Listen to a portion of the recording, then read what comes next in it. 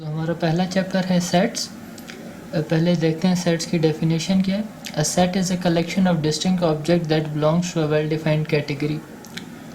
और यहाँ पर वेल डिफाइंड का मतलब ये है कि आपको कोई पैमाना दिया जाए जिसके ज़रिए आप बता सकें कि वो ऑब्जेक्ट उस सेट में लाए करता है या नहीं करता।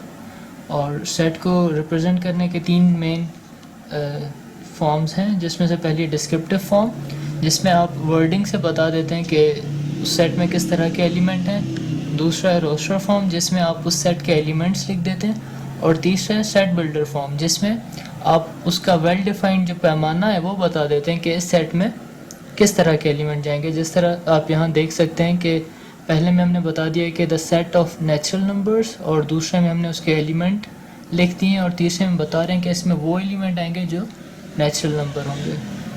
शुरू करते हैं एक्सरसाइज से, कुछ क्वेश्चन सॉल्व करते हैं। तो पहला क्वेश्चन है कि tell which of the following collections are not set and why.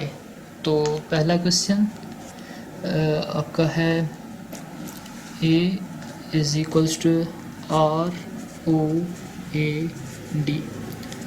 तो अब आप देख सकते हैं कि ये सारे एलिमेंट डिस्टिंक्ट हैं, कोई रिपीट नहीं हो रहा, और ये एक प्रिसाइज इस सेट में ROAD आ रहा है। तो इसके अलावा अगर कोई और अल्फ़ाबेट है वो इसमें नहीं आएगा, इसका मतलब ये वेल डिफाइंड है, तो ये आपका सेट हो जाएगा। This is a set.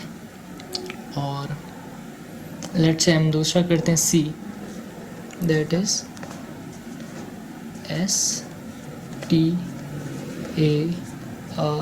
STARS, stars. तो आप देख सकते हैं कि जो सेट की डेफिनेशन थी उसमें वो कह रहा है कि डिस्टिंक्ट ऑब्जेक्ट्स, और यहाँ पर S रिपीट हो रहा है, इसका मतलब है कि ये सेट नहीं है, नॉट अ सेट। और सिमिलरली आप दूसरे देख सकते हैं, जैसे है H is equals to the set of large natural numbers। तो ये सेट नहीं है, और ये सेट क्यों नहीं है? क्योंकि ये इस कंडीशन को कंट्राडिक्ट कर रहा है, वेल डिफाइंड को। क्योंकि लार्ज नेचुरल नंबर कोई वेल डिफाइंड कंडीशन नहीं है। आप किस चीज़ को लार्ज कह रहे हो? आया आप 100 के बाद वाले नंबर्स को लार्ज कह रहे हो, या 200 के बाद वाले नंबर्स को लार्ज कह रहे हो? इसलिए ये कोई पैमाना नहीं है लार्ज, इसलिए ये भी सेट नहीं है, not.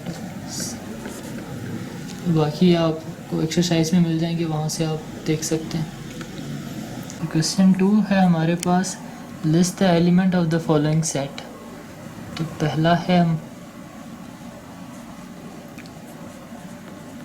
The set of first 4 month.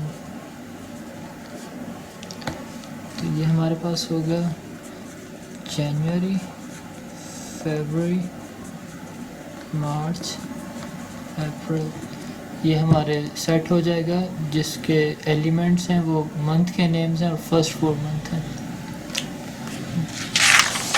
और सेकंड क्वेश्चन है, लास्ट क्वेश्चन करते हैं, the set of 3 Islamic countries.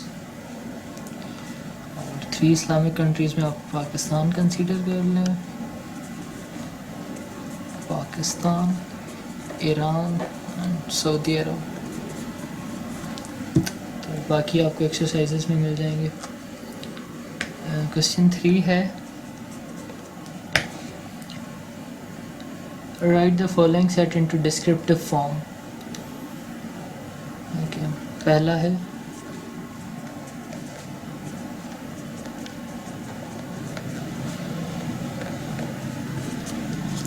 आप देख सकते हैं कि ये सेट जो है, इसमें जो एलिमेंट्स हैं वो सारे प्राइम नंबर हैं, 2, 3, 5, 7। तो ये है the set of prime numbers. और इसकी दूसरी एग्जांपल हम कर देते हैं, ये 3, that is 0 +- 1 +- 2 up to so on. आप सब जानते हैं कि ये कलेक्शन ऑफ इंटीजर्स है, सेट ऑफ इंटीजर्स है, तो ये हो जाएगा the set of integers. So question number 4 है, right the following sets into tabular form, roster form. तो जो 3 है, प्रॉब्लम 4 का पार्ट 3, उसमें है कि the set of integers bigger than -2 and smaller than 2। तो हमें पता है -2 से जो बड़ा है वो -1 है, 0 है और 1 है, और 2 से छोटा होना चाहिए, इसलिए हम 1 पे स्टॉप कर जाएंगे, क्योंकि 1 के बाद जो नंबर है 2 वो 2 के बराबर है, 2 से छोटा नहीं है।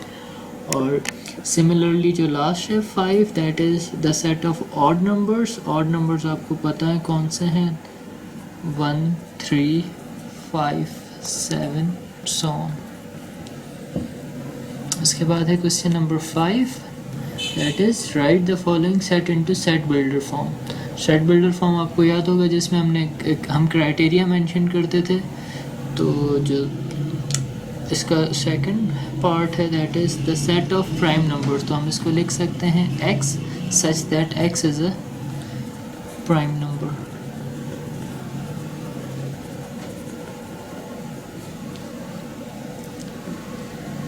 और similarly 5, that is the set of days of a week. तो ये हो जाएगा x such that x is a day of week.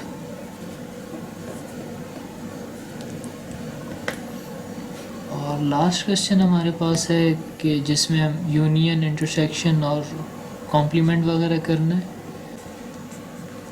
जिसमें हमारे पास u, a और b b और c 4 सेट्स गिवन है और हमने इन पे ऑपरेशंस करने हैं। यूनियन हो गया, इंटरसेक्शन पहला इसका पार्ट करते हैं जिसमें हमने यूनियन करना है, a यूनियन b।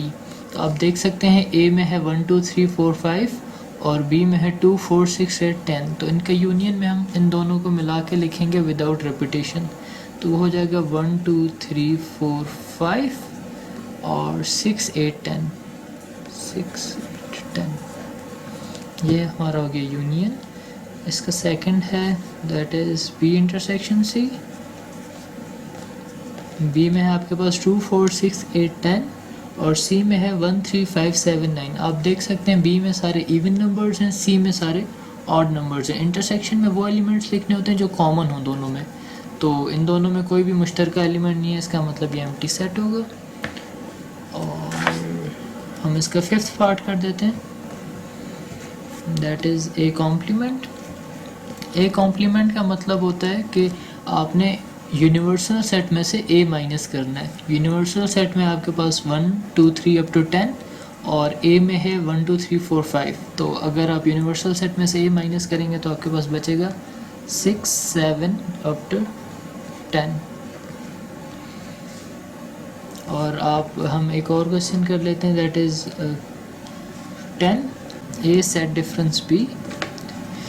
आप इसका मतलब ये होता है कि आपने a में से b के एलिमेंट्स को सब्ट्रैक्ट कर देना है। a में है 1 2 3 4 5 और b में है 2 4 6 8 10। तो अगर आप a में से b के एलिमेंट माइनस करेंगे तो आपके पास बचेगा 1 2 माइनस हो जाएगा, 3 बच जाएगा और 4 माइनस हो जाएगा और उसके बाद 5 बच जाएगा।